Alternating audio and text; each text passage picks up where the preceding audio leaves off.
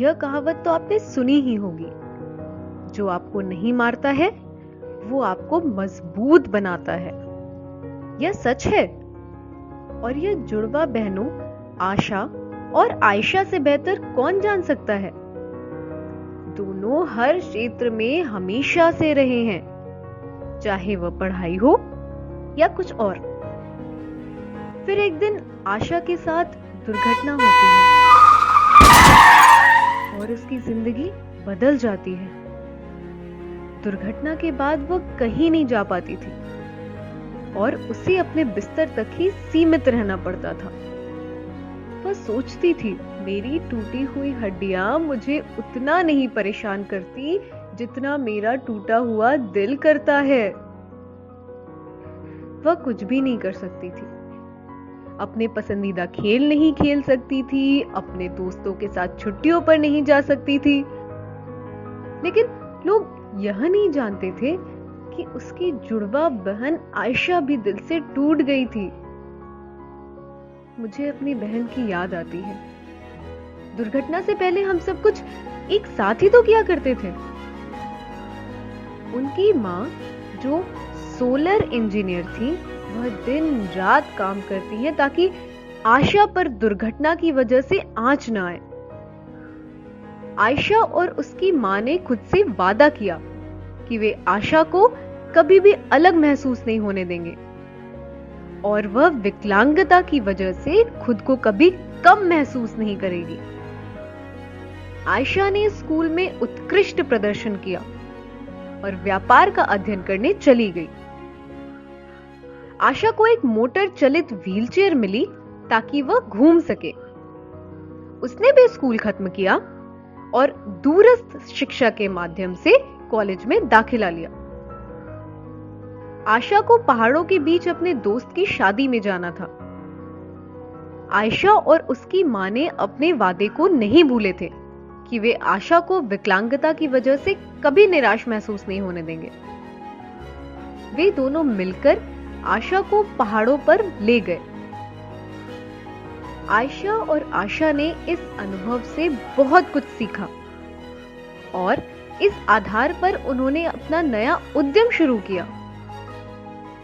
उन्होंने कंपनी का नाम रखा नो होल्स बेड। यह उद्यम विकलांग लोगों को भारत में कहीं भी घुमाने फिराने का काम करता है। उन्होंने कहा, सिर्फ इसलिए कि आप विकलांग हैं, इसका मतलब यह नहीं कि आप दुनिया की खोज नहीं कर सकते और अपने सपनों को हासिल नहीं कर सकते। क्या आपको लगता है कि आप आशा और आयशा जैसे विकलांग लोगों के लिए एक टूर व्यवसाय शुरू कर सकते हैं या ऐसा समान व्यवसाय? यह जानने के लिए एक्टिविटी बुक को पूरा करें। इसे पूरा करने के लिए आपको 4 दिन का समय चाहिए होगा। एक्टिविटी करने के लिए 4-4 की टीम में जाएं। पहला दिन एक स्थानीय यात्रा कंपनी या यात्रा ऑपरेटर से मिलें।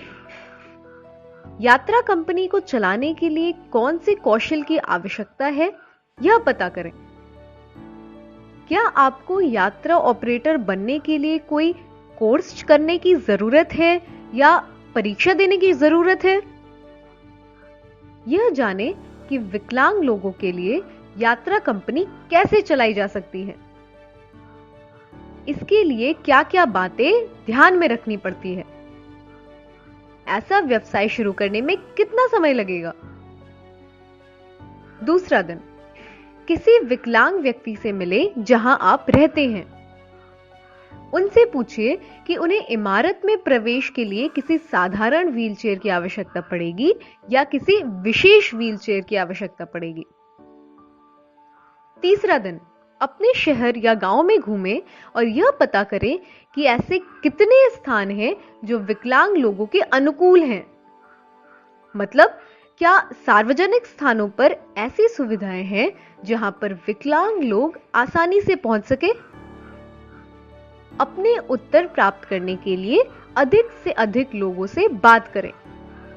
बहुत सारे फोटो और वीडियो लें और नोट्स लिखें। ढेर सारे नोट्स बनाएं। चौथा दिन अपनी रिपोर्ट लिखें, अपने शोध को पढ़ें और अध्ययन करें। क्या जहां आप रहते हैं वहां ऐसा व्यवसाय होता है? और क्या यह लंबी अवधि के लिए आर्थिक रूप से प्रॉफिटेबल है? इस कार्य को सफलतापूर्वक और लगातार करने के लिए आपको किन किन कौशलों की आवश्यकता होगी, यह सब लिखें और हमारे साथ साझा करें। हम इसे पढ़ने के लिए इंतजार नहीं कर सकते। आखिरकार आप एक उद्यमी हैं। और याद रखें, पर्यावरण की सुरक्षा को ध्यान में रखते हुए ही अपने उद्यम को आगे लेकर जाएं, क्योंकि यह धरती हमारी है, आपकी है और आगे आने वाली पीढ़ी की भी है।